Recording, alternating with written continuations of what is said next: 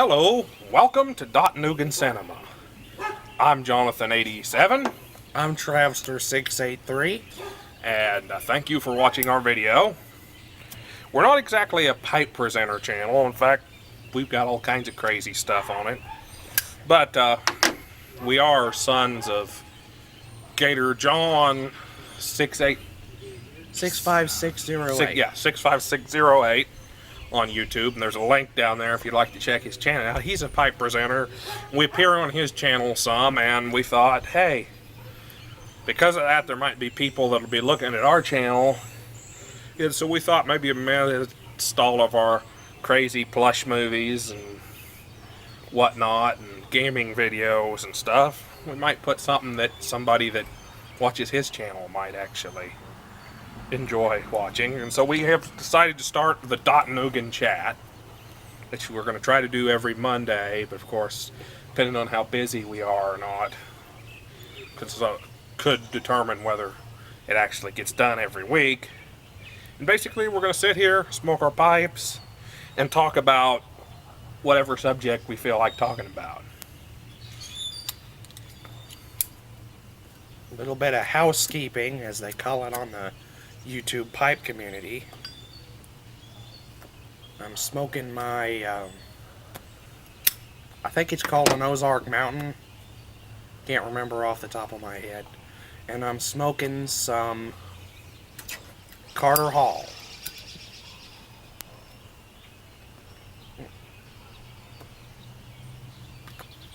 And I too am smoking Carter Hall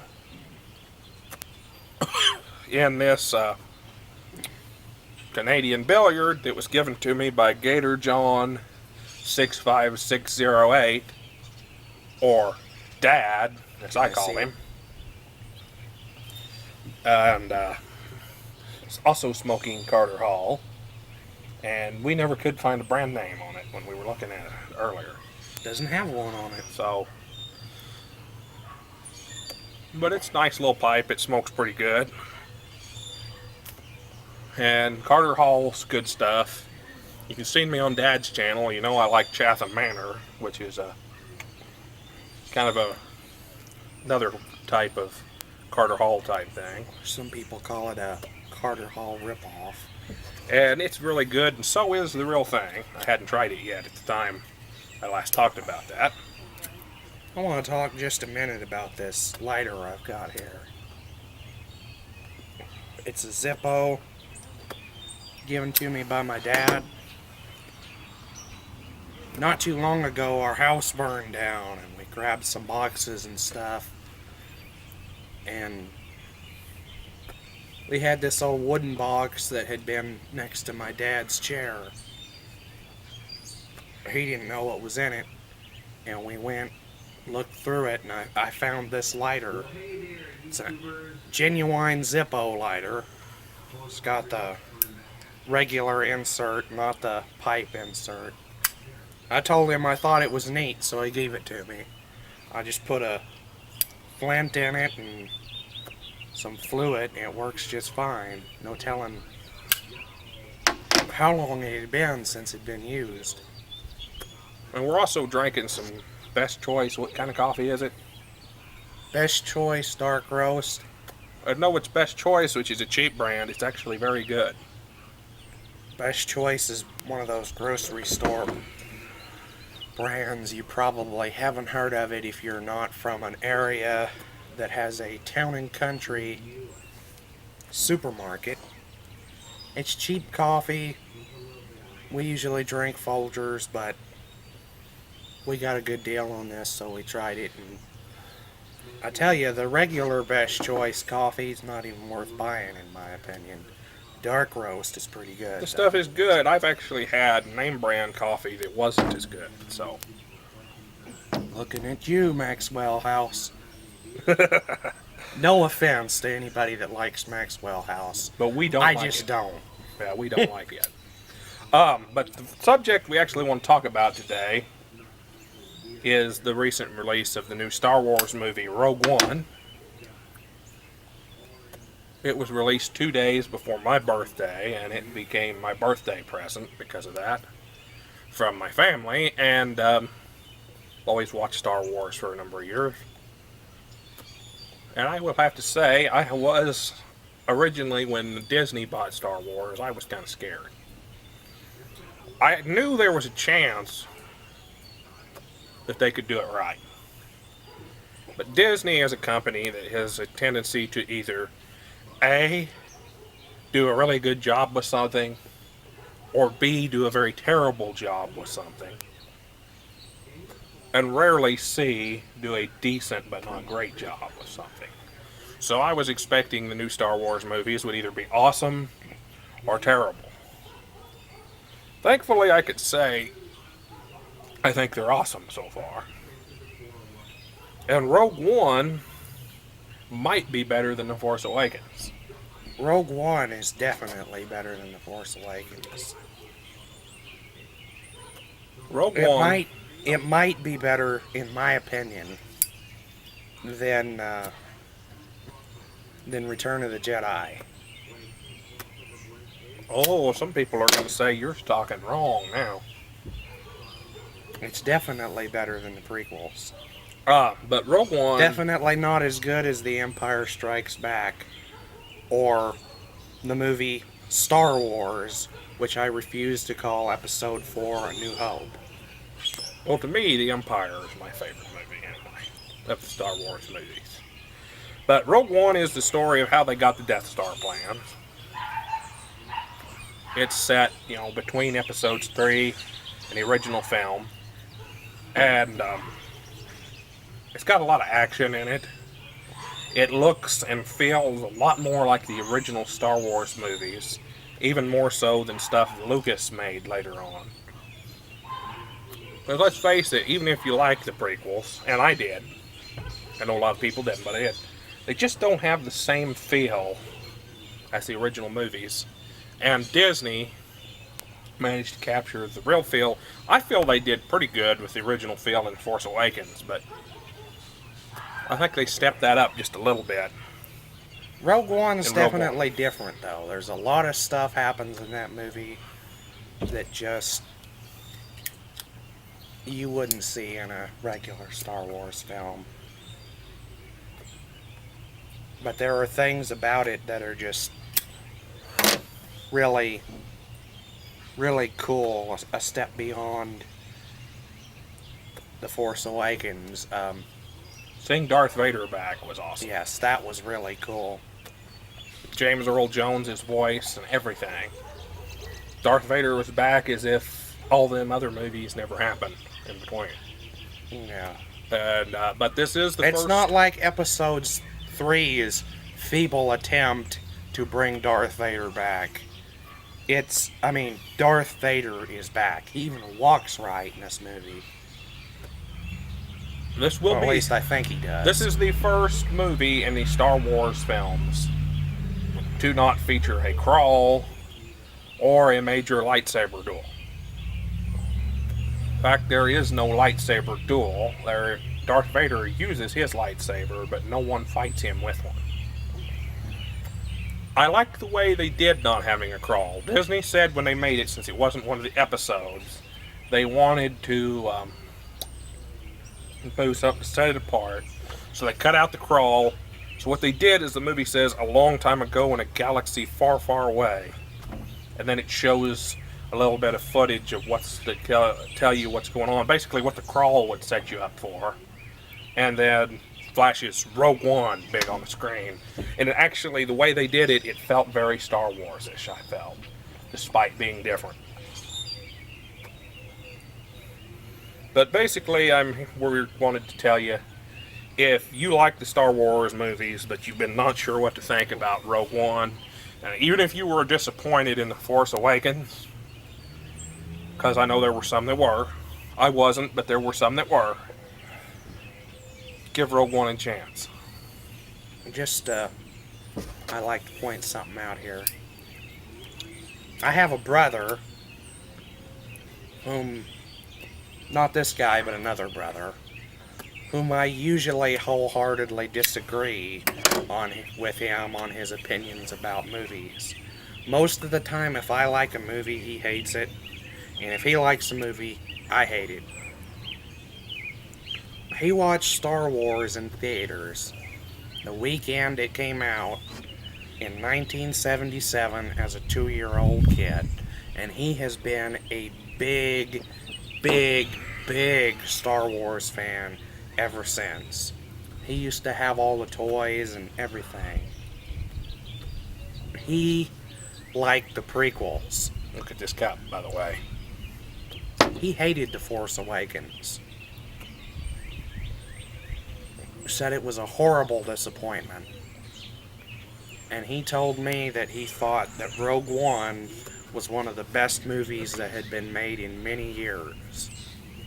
Now, so that just goes to show there's a Star Wars fan that didn't like The Force Awakens but liked Rogue One.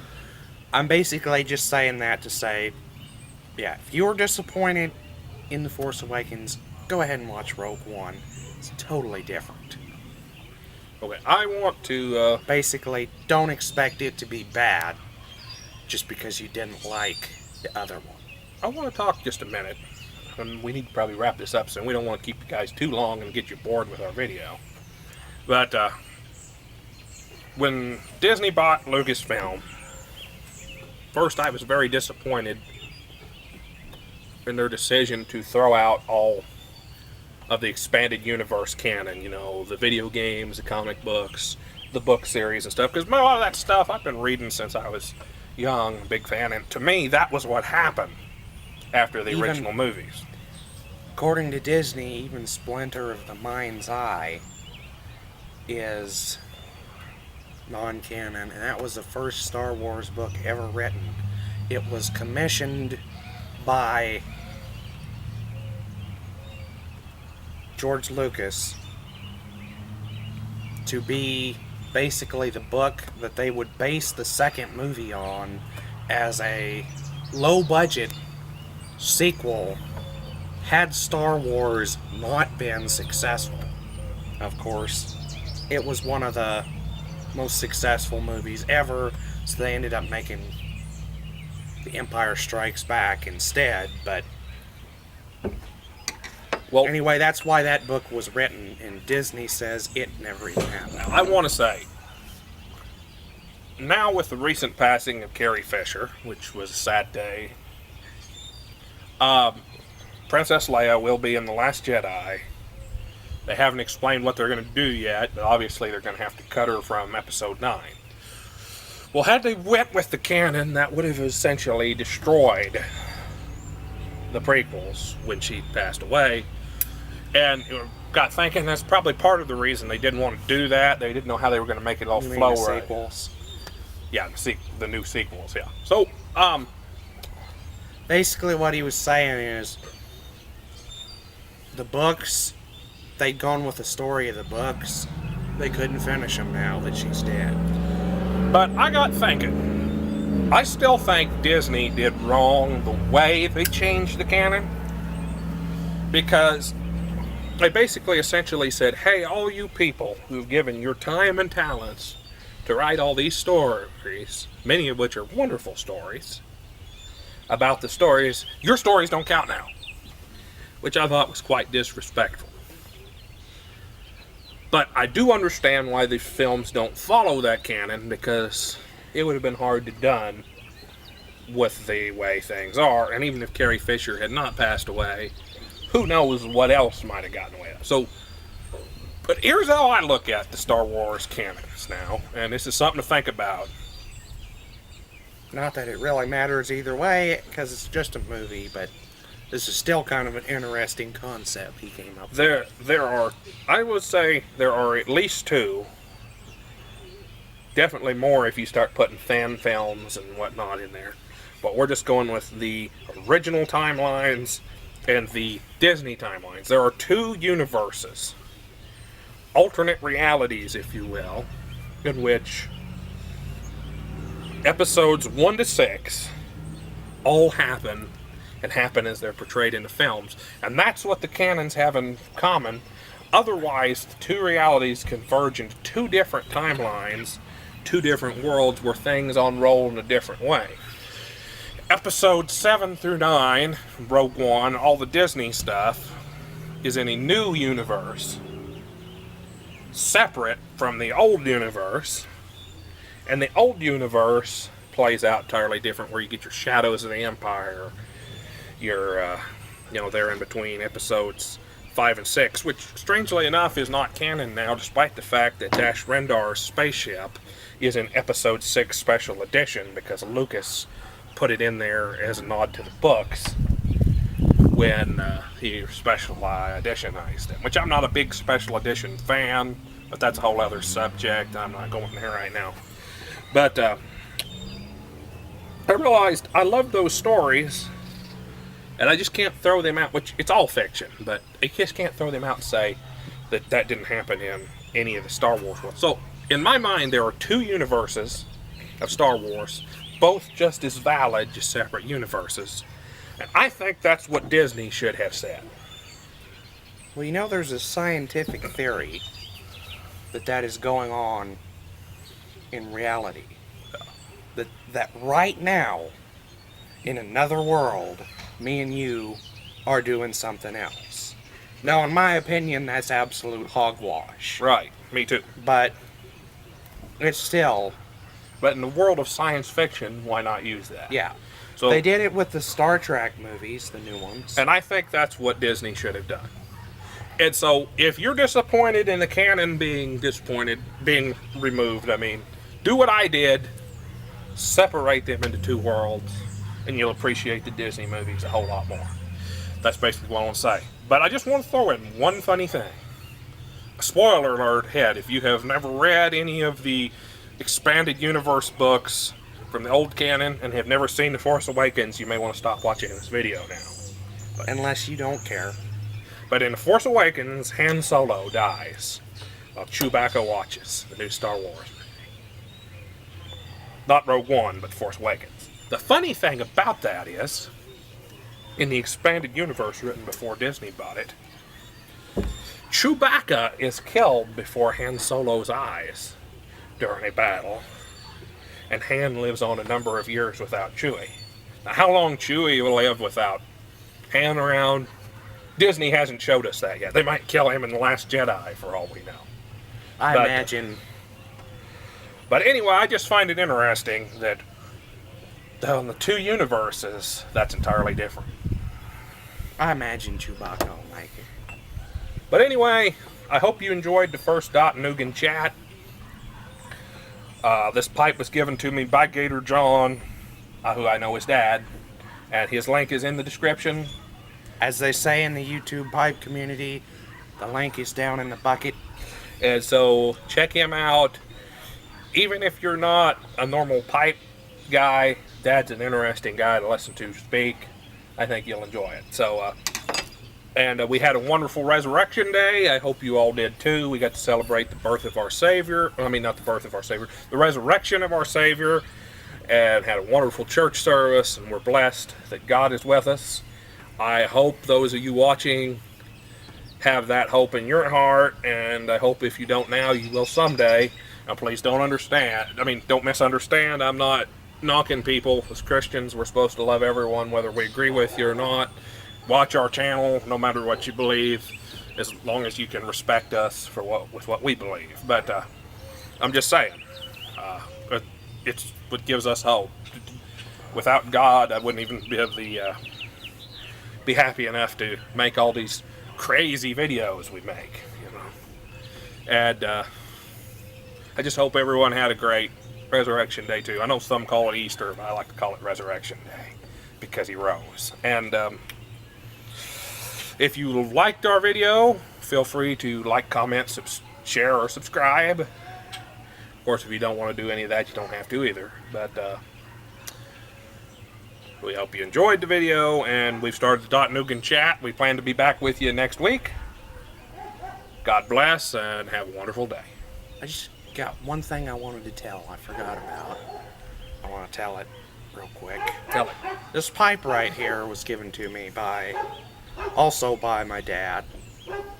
And when I got it, it didn't have a ferrule on it, or a stem, or I guess they call it a bit. Missouri Meerschaum does. And the shank here had fallen out. So I took the pipe, I cleaned it all up, and I glued the shank back in and ordered a feral hair. It was like 38 cents or something. It was like 74 cents or something like that. I ordered this bit, and I got those both from Aristocob, and was able to fix this pipe. And I love it. I'm glad I got to fix it.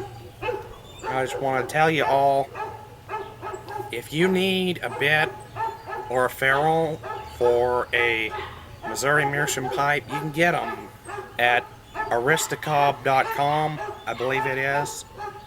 And I just want to say, there are places that you can buy pipes cheaper than Aristocob sells them for. But all these places charge so much for the shipping that since Aristocob, unless it's too heavy, ships everything first class, by the time you factor in the shipping price, you're going to end up paying a lot less by ordering from Aristocob. So if you look at him and think, oh, he's kind of overpriced, don't think that way. With the shipping, it'll end up being cheaper and you'll be happier than if you ordered it somewhere else. So, we'll put a link to that in a bucket too. Check out Aristocob if you haven't already. Thank you very much for watching. God bless. Good. See you next time.